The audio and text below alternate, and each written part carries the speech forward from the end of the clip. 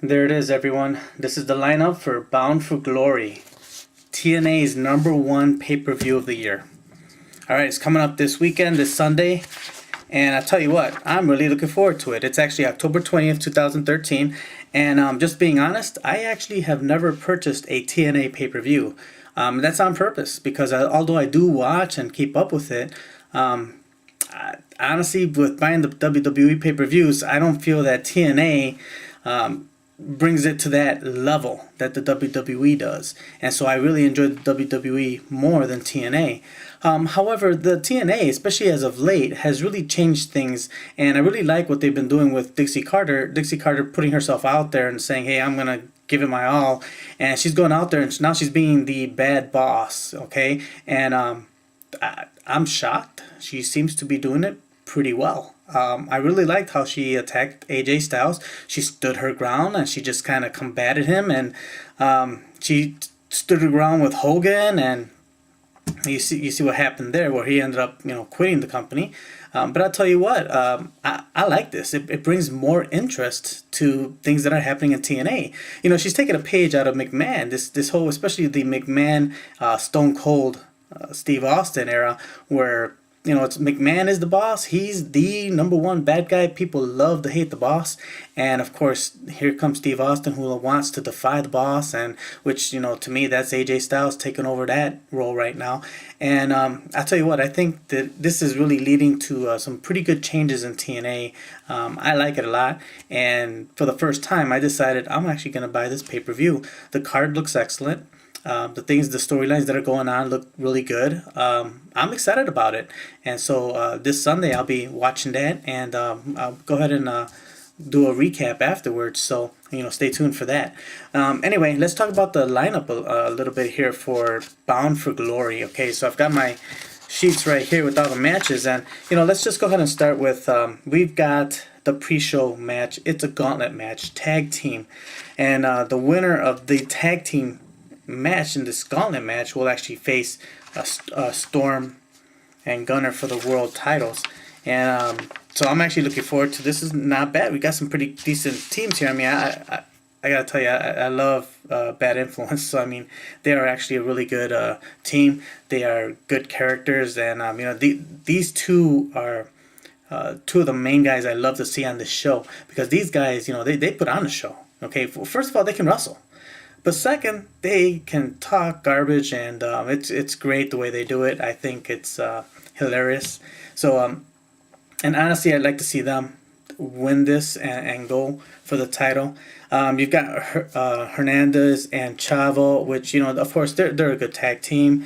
You've also got the Bromans, and then you've got EY and Park. And then again, Bad Influence. So, but honestly, if you look at all these teams, who's really going to give the world champions the best run for the money?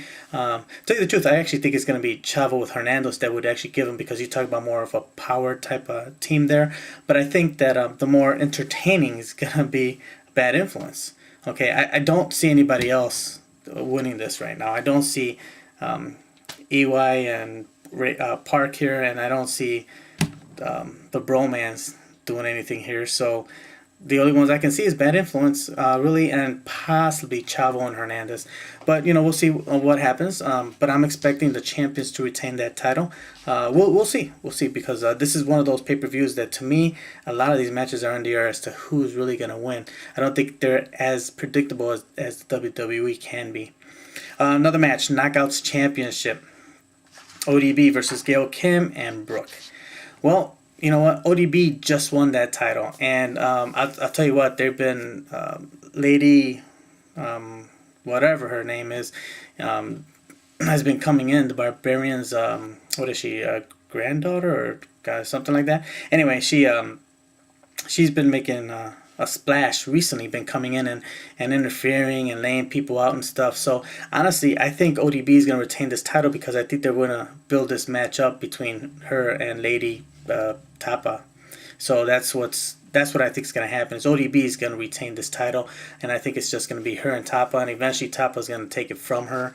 But I don't think it's going to happen here. I wouldn't be surprised if Lady Tapa shows up and takes down ODB one more time, or at least the two of them go at it and it'd be nice to see a good battle, because last time ODB kind of got laid out, and I'd like to see, ODB is a bit of a fierce big woman there, so I think that she should give Lady Top a run for her money.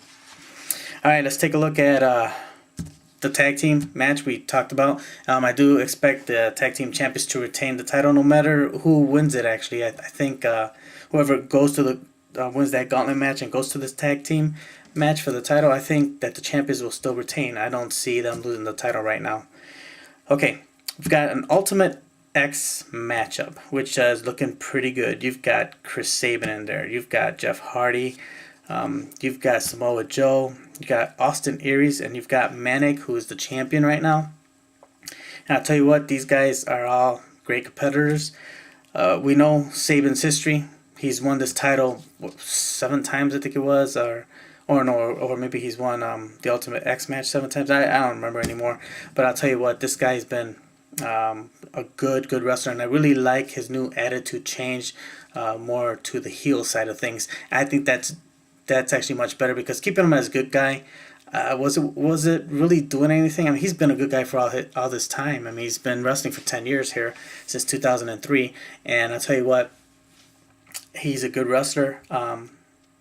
But I think this attitude adjustment that he's had lately is really best for him, best for his character, and I wouldn't be surprised if Sabin took this title and won it and kept it now, because the only other one I can see walking away with this title would be Austin Aries. But Austin Aries has been in the world title hunt for a while, so it's a little bit, well, then again, so has Jeff Hardy, and well, so this match can kind of go anyway. What I'd like to see is Sabin kind of win this title back, and maybe him and Austin Aries have a war against each other, because Austin Aries is one of my favorites. I mean, this guy's great. I mean, this is the greatest man who ever lived. So he can wrestle. He's an entertainer. I mean, this guy's great all the way around. And he's a small guy. Really like that too. So, all right, we've got Kurt Angle coming back, making his return against Bobby Roode. Well, I don't see Kurt Angle losing this match. This is his return. I'm glad Kurt Angle's back. He's one of my favorite wrestlers ever. I mean, this guy's been great since the WWE here in TNA. And I'll tell you what, I'm glad that hopefully these personal struggles he's had are a thing of the past. Hopefully. And hopefully he's back to stay. And I expect him to win his match here, and it's going to be a good one, because Bobby Roode can wrestle. Bobby Roode's one of the best heels we have, period. And I think this guy would be great in any organization. He can wrestle, he can talk, he's got the character, he's got the music. I mean, he's got everything. Bobby Roode's got everything. I think that he can go wherever he wants to go, and I think TNA really needs to make sure that they keep this guy. So anyway, I do expect Kurt Angle to win this match, but great match. I'm expecting a lot from this match. This might be, I kind of want to say the match of the night, but I don't know, because that Ultimate X match, you don't know. Okay, another match, Magnus versus Sting. It's already been said that this is the match to really put over Magnus, and that Sting is going to do it for him. Well, isn't that a giveaway that Magnus is going to win the match? Well, maybe not. I don't really know. But I don't necessarily care who wins, really. I mean, I'm a Sting fan. I've been a Sting fan for the longest. The only thing is that if Magnus is going to come out, I have a feeling he's going to come out with, because if you notice lately, he's been had a little bit of a attitude, a little pride, a little. So I'm almost wondering if he's kind of flipping to the heel side. And if he does, it may actually be the best thing. And if he does that, he should win this match, because if he wins this match and does that flip, then I think that does put him right at the top where he actually belongs. So I like Magnus. I think it's been a long time coming for him. I think he deserves it. I kind of think that's the route it's going to go, though. I think he's going to turn heel. If not, then if him and he needs to put on a good match. He needs to put on a good match, is bottom line. Otherwise, Sting, Sting is up there in age already. So Sting is got to be close to retirement soon. So I don't see Magnus losing it at this point. Sting is here to support the other wrestlers. So I think that he's doing a great job with the whole TNA organization. So, and finally, we have the World Championship on the line. Bully Ray versus AJ Styles. Well, this one's a little bit hard to call, but in my opinion, I really do believe that AJ Styles will win this title. And the reason is because if this storyline that's going on between him and Dixie, and he doesn't have a championship, and he's only got, he doesn't have a contract, then he has this championship match. If he wins this match, then he actually has to stay at TNA because he's the champion. So then Dixie has to work with that. That just causes more between him and Dixie, and so many other things are gonna kind of happen because of that. She'll probably, of course, send a bunch of people after him to try to beat him and get that title away from him. But if AJ Styles loses, well, if this is supposedly he has no contract and this would be his last match, we wouldn't see him again. So it doesn't really make sense to kind of end it. So I think what would happen is that AJ Styles is going to go ahead and win the title. And then, of course, it's going to brew up between him and Dixie. Bully's going to be back in there. Probably going to see them two at a couple of other pay-per-views after that. And we'll see how that goes. I'm rooting for AJ. I think he's a great wrestler. I think he's entertaining. There's times he gets a little bit a little boring, but I mean he's actually a pretty decent, entertaining kind of guy. So overall, I think this pay-per-view is really great. I'm looking forward to it. Like I said, it's my first TNA pay-per-view, and I'm looking forward to so many good matches and so many good wrestlers. And hopefully, this is going to be the start of some new purchases of these TNA pay-per-views.